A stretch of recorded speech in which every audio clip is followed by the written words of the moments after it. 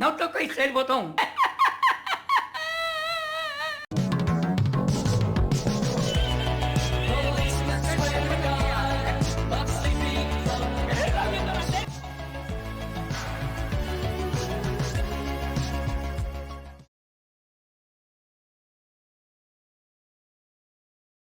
Ok, nouveau format de vidéo. J'ai pris un petit peu de recul sur la chaîne ces derniers temps.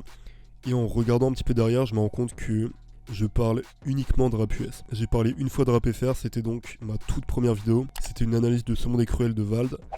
Et en fait, la raison elle est très simple, je me bute intégralement au rap US. Sauf que ces dernières années, je dois avouer que la scène française m'intéresse de plus en plus parce qu'on a un mouvement underground qui commence à émerger, que ce soit via des rappeurs, des beatmakers, des médias comme Toxin. Et soit Toxin.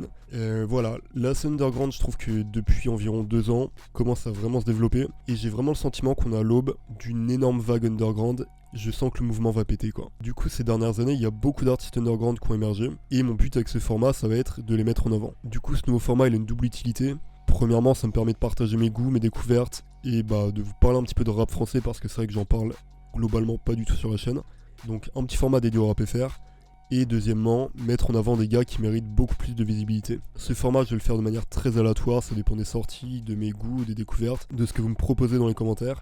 D'ailleurs, reste bien jusqu'à la fin. Bref, trop de blabla encore une fois, on commence direct avec le premier artiste. Je fais avorter leur mère 20 ans plus tard. Vois la nature humaine comme un enfant soldat. Comment parler de rap underground FR sans parler du gars qui est pour moi le fer de lance du mouvement, Eden Dillinger. Bon, la plupart le connaissent déjà, mais je me dois quand même de faire un petit récap. Eden, mine de rien, ça fait pas mal de temps qu'il est dans le game. Il fait ses débuts dans le collectif du High Five Crew et il va connaître un énorme succès sur le morceau Kill Cam en feat avec Lord Esperanza et Django. Lord Eden dans la Kill Cam, protège tes arrières à la Kimka. Tout ça, ça lui permet d'arriver à son premier album solo, Olaf, sorti en 2017. Je vais pas trop m'étaler sur Olaf parce que du coup à cette période, Eden il est vraiment en recherche d'identité musicale. Il n'avait pas encore cet Eden qui fait son originalité aujourd'hui. De 2017 à 2019, du coup Eden il va pas mal se chercher et on peut déjà voir une vraie évolution dans sa manière de poser entre Olaf et son deuxième album, Offshore, sorti en 2019. C'est toujours piège à la prod. Hey, quand je sur scène ça laisse des zéro sur le chèque. Le public d'Eden le sait, mais sa phase finale elle arrive en 2020 avec la sortie de Scuba, qui fait l'effet d'un pavé dans la mare dans le monde de l'underground FR. 3h du mat, on m'appelle, une amie est passée par la fenêtre comme un mégot de clope. Sortir de la merde, c'est escalader l'Everest, le Saint-Esprit s'amuse à me caillasser, c'est vrai. Je vois le voisin taillader sa haie, tandis que maman crie parle de staillader les veines. Scuba, ça nous dévoile un Eden profondément bresson et torturé. Tout est entièrement produit par Piège, qui est donc le producteur attitré d'Eden. Et ça, c'est un truc que je trouve grave cool parce que c'est vrai qu'en France, on n'a pas trop ce délire d'alchimie producteur-rappeur. C'est un truc qu'on a beaucoup aux États-Unis, du coup, notamment avec 21 et Metro. Mais là, voilà, le fait de faire un projet vraiment entièrement duo, ça donne un côté très homogène et cohérent à l'album. Bon, d'ailleurs, ça me rappelle évidemment City Morgue et Trax, étant donné que Piège, il a vraiment cet ADN métal et punk rock dans ses sonorités. Scuba, c'est donc 9 morceaux, globalement que des classiques. La DA est parfaitement maîtrisée, faut comprendre qu'à partir de là, en fait, Eden, il arrive avec une vraie proposition musicale. Il ouvre une putain de brèche dans l'underground. Et voilà, pour moi, Eden, c'est vraiment l'un des porte-drapeaux du mouvement. Eden, c'est l'hybride parfait entre Doc Martin, Les Dents de la Mer, Berserk et TNF. À côté de ça, on a droit à des clips de qualité allemande, dont Chemise hawaïenne clippée par Julius, qui est juste, pour moi, le meilleur clip d'Eden. J'entends Cerber à boire, mes rêves sont moi. Je m'en fous que c'est qu'il croit. Je suis noyé. Je vais pas trop m'étendre sur Scuba les gars parce qu'il y a beaucoup de gens qui en ont déjà parlé, notamment plusieurs collègues dont Baza, Mugen et Yann. Donc d'ailleurs je vous mets les liens de tous les gars dans la bio. Mais voilà, Scuba c'est vraiment un diamant brut que tout fan d'underground se doit d'écouter. Et ça j'imagine que pour la plupart d'entre vous, dans tous les cas, c'est déjà fait. Bref, à partir de là, toujours avec Piège, Eden nous drop la saga des Divine Comedy. Les Divine Comedy, c'est donc des petits EP avec une DA hyper léchée. Je sais pas c'est qui a fait les covers des Divine Comedy, mais en tout cas elles sont juste magnifiques. S'inspirer du coup de vieilles cartes de tarot. Et ça, c'est encore une fois un détail, mais je trouve que ça participe vraiment au côté ésotérique de la musique d'Eden. Du coup, les Divine Comedy, c'est des projets très courts, de 4 ou 5 morceaux. En tant que grand adepte des Kill Yourself Saga, c'est un format que je valide totalement. C'est condensé, efficace, blindé de pépites, aucune perte de temps. Donc d'ailleurs, il y a le chapitre 4 qui arrive dans quelques semaines. This is really nice. Du coup, je me dois comme de vous parler du dernier EP en date, Divine Comedy chapitre 3, Les rats dans les murs, qui contient très probablement mon morceau préféré d'Eden, pris pour moi. Il voudrait la vie de riche, ça m'inspire le cri de match. Ses pleurs remplissent la mer de sel, dans lequel le mur me renage le crawl.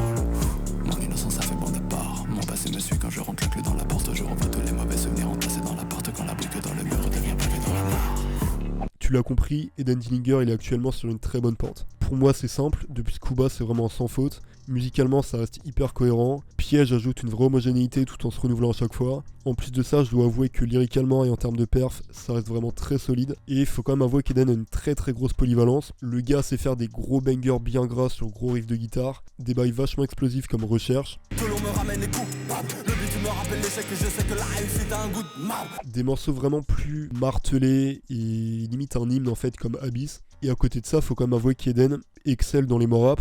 Et bon là dernièrement du coup il y a eu Cœur Camo partie 2 qui est juste excellent. J'ai beaucoup de quand escompte car je compte les secondes et j'ai honte des plombs. Faut même que je te rende des comptes, je suis pas prêt pour le grand décompte. Et je suis persuadé qu'Eden pourrait percer dans la SMR. La nuit je dors pas, flashback frappe comme ta mère. J'écoute Scuba et je fais de l'apnée du sommeil. Bref, écoutez Scuba, écoutez les Divine Comedy et gros SO à Eden si jamais il passe par là. Les cicatrices, les yeux noirs, paraissent comme un sorcellaire. Pas de soleil, du brouillard, peu importe l'air.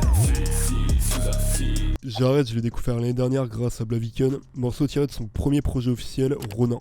Et autant dire que j'ai directement accroché au délire du gars. Avant tout ça, faut savoir qu'à l'époque, Jared il avait déjà sorti quelques morceaux, quelques clips, de manière un petit peu aléatoire, mais c'est en 2020 avec Ronin qu'il arrive avec un vrai projet en tête et qui va se mettre usiner comme un putain d'allemand. Jared, je trouve qu'il a cette capacité à jongler entre flow hyper aiguisé, punch bien crade et épileptique. Pas de cicatrice, c'est de la haine à gerber. J'ai des corps sur le front, tu mettais le tien, j'ai retenu du front. Ouais, Blafard et le tien, je ne veux plus perdre de temps. J'ai le gris noir dans la maison, et l'enfance, c'est le gris noir dans la maison. Et d'autres morceaux beaucoup plus smooth et introspectifs comme 6 O'Clock, toujours sur son projet Ronin. On s'est connus comme foudre et bitume. Pas de celle qui voudrait mes thunes. Amène qui tu veux, je m'en foutrais c'est sûr. Je fonce, j'oublie que se vautrer c'est dur. Au passage les gars, Ronin, pour moi c'est vraiment la porte d'entrée royale pour découvrir Jared. Logique, c'est son premier projet, mais c'est complet et ça donne envie de découvrir la suite en fait. Concernant les textes, ça jongle entre des grosses rêves cinématographiques, jeux vidéo, beaucoup de références aux sciences occultes, ça c'est un truc qui m'a beaucoup plu, le tout mixé à un storytelling hyper efficace. Et perso c'est vraiment cette polyvalence en fait qui m'a poussé à creuser sa discographie, parce que la forme est travaillée et le fond l'est tout autant. Quelques mois après Ronin, Jared nous drop un nouveau projet de 10 morceaux, Tigra, que je trouve parfaitement dans la continuité de Ronin. À savoir un projet bien complet, plusieurs bangers qui carry la tape comme Titan avec Lascardem qui est juste une gifle de Titan pour le coup, avec pour parsemer tout ça quelques morceaux emo rap aux petits oignons. Et du coup petite parenthèse sur Titan, mais le clip fond vert à la Opana, moi ça m'a évidemment complètement séduit. Rien nous le ressemble, c'est rien le ressent, on a bravé les sentiers. En pleine ascension que des titans, décapitants, que tu sois petit grand. Je veux voir le banquier nous l'astiquant. J'ai fait toute une vie sur un stick, non. J'en ai trop dans la tête, je suis sûrement là. Jared, je trouve qu'il fait partie de ces artistes qui ont une vraie prestance à l'écran. Le gars est loxé, tatoué de ouf. Ça peut paraître con, mais l'apparence, c'est un vrai moyen de crédibiliser sa musique. Et ça, Jared, visiblement, il l'a bien compris, en apportant un soin tout particulier à son univers et à ses clips qui sont vraiment indispensables si tu veux capter tout son univers et sa créativité. En 2021, Jared, il prend un virage artistique que personnellement j'ai beaucoup validé, étant donné qu'il va descendre dans les bas-fonds. Premièrement au niveau des thèmes, mais aussi en termes de voix. C'est un gars qui a une très grosse amplitude, qui peut aller dans les très graves comme dans les très aigus. Et là pour le coup avec la sortie de son projet Exil, un projet de 7 titres, il va vraiment mettre en avant la facette la plus sombre de sa palette musicale. Tu sens que c'est un projet hyper authentique, hormis ça c'est une manière pour Jared d'extérioriser une partie très compliquée de sa vie, et bon dans tous les cas je pense que la cover parle d'elle-même. L'influence du métal et même du dark metal ici elle est flagrante, même si on la ressentait déjà dans les projets précédents, et je peux vous assurer que l'écoute de Exil ça laisse pas indifférent quand on plonge vraiment dans les abysses de la personnalité de Jared. Ce corps n'est qu'un outil dont je vais briser la routine. À grand coup de chevrotine, fuck top, fuck cops. 762 dans le bloc-notes. Fact assez important d'ailleurs, mais sur Exil, Jared a réalisé quasiment toutes les prods lui-même, pareil pour les visuels.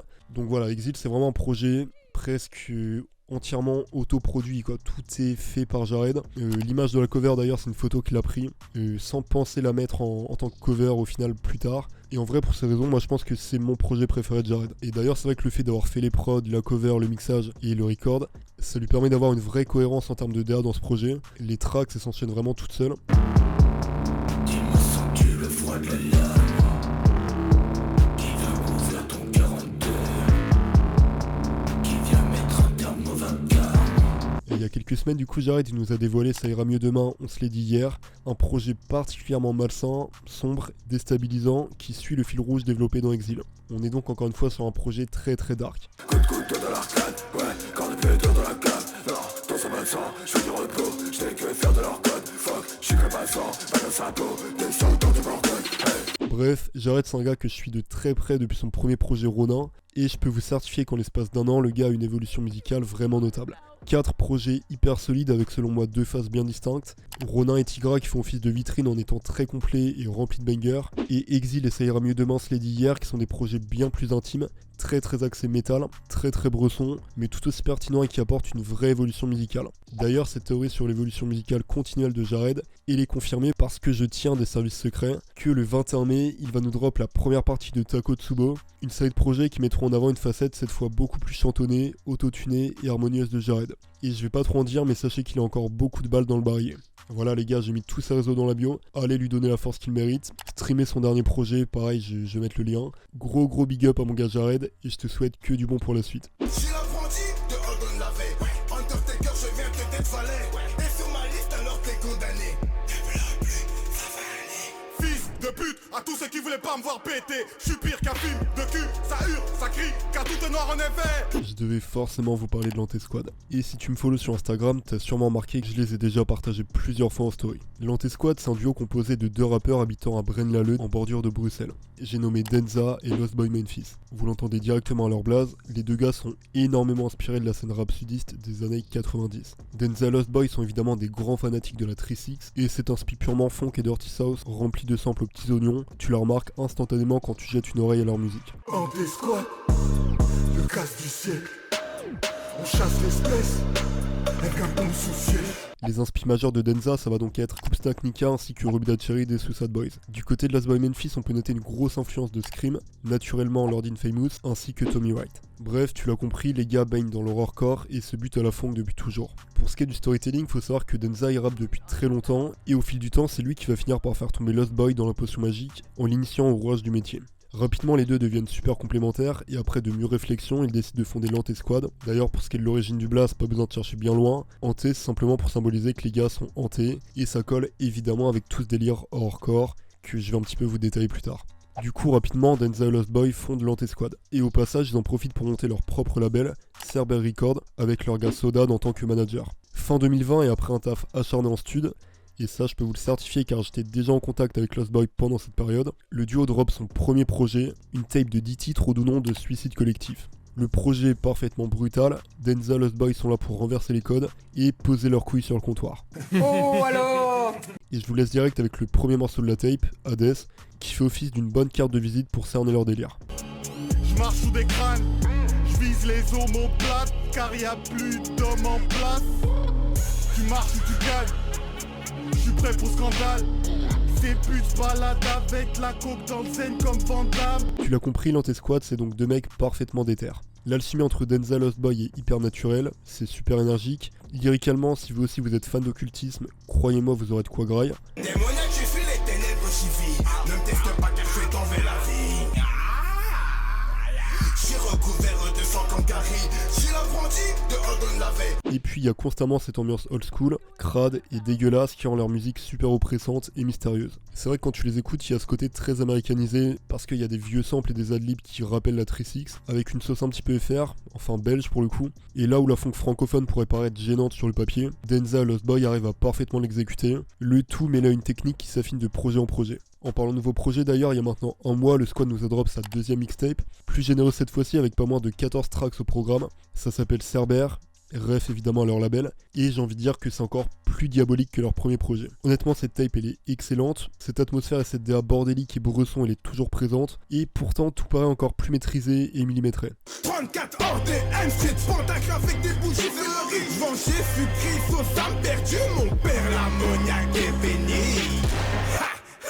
Lost Boy Memphis, Denza, Antesquad. Au passage, j'en ai pensé, mais l'Antesquad, du coup, ils ont pas encore fait de visuel, donc ils ont encore 0 clip, ils ont aucune photo officielle pour faire leur promo, mis à part le logo de Cerber Records du coup, et leur logo Antesquad. Mais pour parler d'eux, du coup, je vais mettre des extraits d'animé, je pense. Et en parlant de Cerber, du coup, je vous laisse avec Période de deuil, qui est franchement mon morceau préféré de la tape. Ok.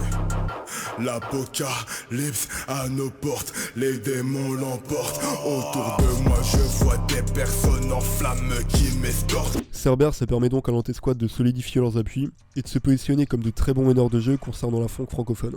Ce rôle d'affreux démon, ça les empêche pourtant pas d'innover et de nous drop des morceaux vraiment inattendus comme Angel Dust, toujours sur Cerber, du coup leur deuxième mixtape. Je suis sur l'Himalaya avec ma IA, l'hymne de la joie. Je suis bien présent, tu fais mine de pas me voir. Le son se mélange avec le 7-Up. Ice double cup, pote de Xanax pour calmer mes envies de meurtre. J'ai l'impression que le morceau est passé inaperçu, mais moi j'ai vraiment beaucoup validé l'innovation et ça prouve que les gars ont une palette musicale bien plus vaste que ce qu'ils peuvent laisser voir. Et Angel Dust pour moi c'est vraiment l'une des pépites de leur dernier projet et ça permet d'ajouter mine de rien une vraie vague de fraîcheur au sein de la mixtape qui est quand même assez bien garnie. Bref, l'Anti-Squad est bien broliqué. Connaissant les gars, je peux vous assurer que c'est des gros charbonneurs. Croyez-moi, il y a de la très très bonne cam qui arrive de la rive sud.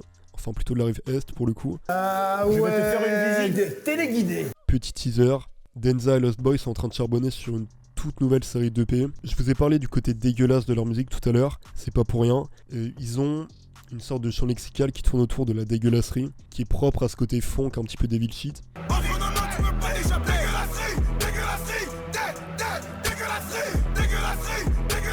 Et en gros, voilà, les dégueulasseries, ça va être des EP. Il y a le volume 1 de dégueulasserie qui arrive bientôt. Et ça va être des EP thématiques avec des thèmes beaucoup plus différents de ce qu'ils sont pu aborder, tout en gardant la forme classique Anti-Squad. Je peux déjà vous dire que le premier EP, il va globalement parler de drogue. Et au passage, dans ces projets-là, bon, ils ont déjà commencé un petit peu à le faire, mais Denza et Lost Boy vont développer des alter ego. Je peux pas trop en dire, mais en tout cas, il y a du très très lourd qui arrive du côté de l'Anti-Squad. Comme d'hab, je vous mets les liens des artistes directement dans la bio. Et soit Lost Boy, Denza, Sodad et longue vie à Cerber Record.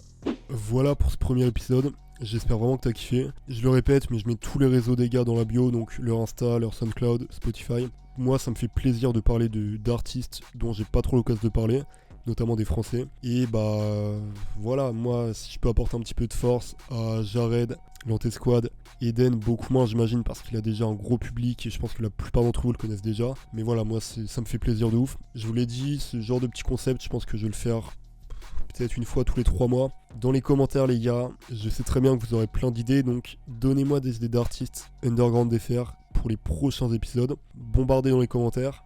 Et ouais non, franchement je suis plutôt content de ce petit concept pour l'instant. Moi, ça me permet un petit peu de parler de rap français, du coup, c'est vrai que j'ai pas eu l'occasion de le faire depuis le début de la chaîne. Ça fait un petit mix entre des focus et des analyses parce que, bah, évidemment, je fais la petite partie storytelling et à côté, j'analyse un petit peu les projets rapidement. Pour le coup, je suis pas trop emmerdé avec les droits d'auteur étant donné que bah, c'est des artistes vraiment underground. Bref, j'oublie à chaque fois de le dire, mais j'ai un Instagram. C'était Spartak, encore un gros SO à Eden, Jared et l'Anti-Squad. On se revoit du coup dans 2 semaines comme d'hab le samedi à 18h. C'était Spartak, n'oublie pas le petit like, le commentaire, l'abonnement. Et moi je te dis à la prochaine.